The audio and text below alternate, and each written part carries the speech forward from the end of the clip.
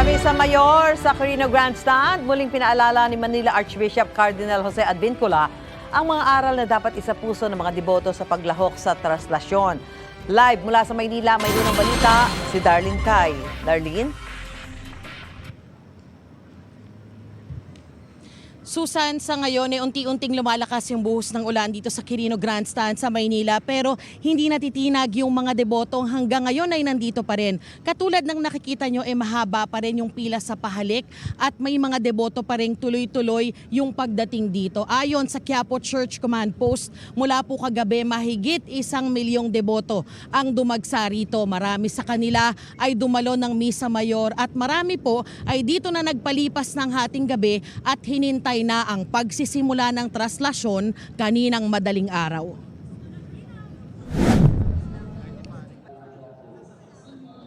Napuno ang Quirino Grandstand ng mga debotong dumalo sa Misa Mayor kaninang hating gabi.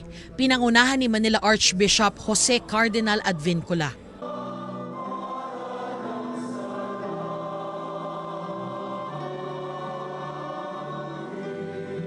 Sabay-sabay na nagdasal ng mataimtim ang libu-libong deboto. Malinaw ang mensahe ni Cardinal Advincula tungkol sa 3 aral na dapat isapuso ng mga deboto ngayong traslasyon ng Poong Nazareno. Ang makita si Jesus, makita ni Jesus at maipakita si Jesus. Sa pamamagitan ng paglahok sa traslasyon ng Poong Nazareno ay maipakita ang pananalig ng mga deboto kay Jesucristo. Sa paghatak natin ng lubid, ipakita natin si Jesus na humahango sa atin at umaayos sa mga buhol na mga problema natin. Sa pagsalian natin sa likod ng andas, ipakita natin si Jesus na tumutulak sa atin upang makausad tayo sa pagbabagong buhay. Sa pagtukod natin sa galaw ng prosesyon, ipakita natin si Jesus na nagliligtas sa atin upang hindi tayo mahulog sa kamalian at kapahamakan. Labis daw ang pasasalamat ng mga debotong dumalo sa misa gaya ng 70 taong gulang na si Tatay Benjamin. Mahigit 50 taon na siyang deboto ng Poong Nazareno. Naputulan siya ng 2 daliri sa paa matapos madaganan ng andas noong 1990. Pero hindi yan alintana ni Tatay Benjamin na walang sawang lumalahok sa traslasyon taon-taon. Napakasaya talaga ng piyesta nito. Guminhawa ang pakiramdam ko, parang nawala yung mga iniisip ko, mga problema ko yung araw, nawala sa akin. Nawala yung mga... Kaya iba talaga si Nazareno. Ang 67 taong gulang na si Nanay Carmen naman galing Pangkalamba, Laguna.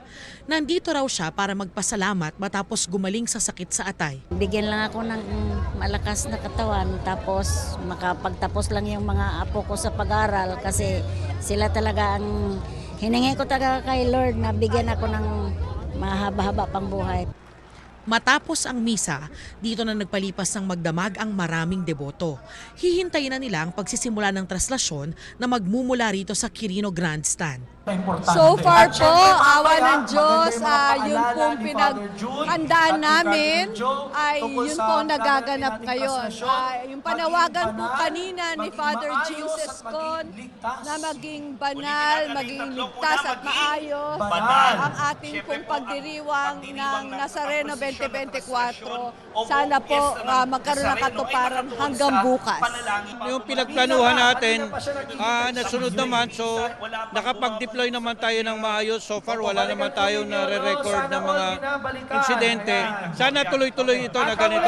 Paulit-ulit ang panawagan ng pamunuan ng Quiapo Church, Manila LGU at mga kapulisan sa mga deboto na panatilihing banal ang pagdiriwang ng traslasyon.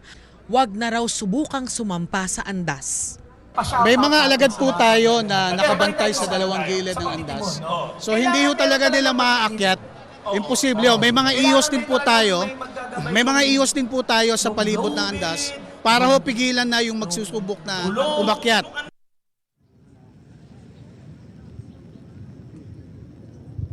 Susan, yung nakikita nyo pa rin ngayon ay yung pila para sa halik. At mula rito sa kinatatayuan ko, mas maraming deboto yung hindi nakapagdala ng payong. Kaya nagtitiis talaga sila sa ilalim ng buhos ng ulan. Yung marami damit na lang o bimpo yung ginagamit nila na pangproteksyon sa kanilang mga sarili. Samantala po, tuloy-tuloy yung paglilinis na ginagawa ng mga kawani ng DPS at ng MMDA. Yan ang unang balita mula rito sa Maynila. Ako po si Darlene Kai para sa GMA Integrated News.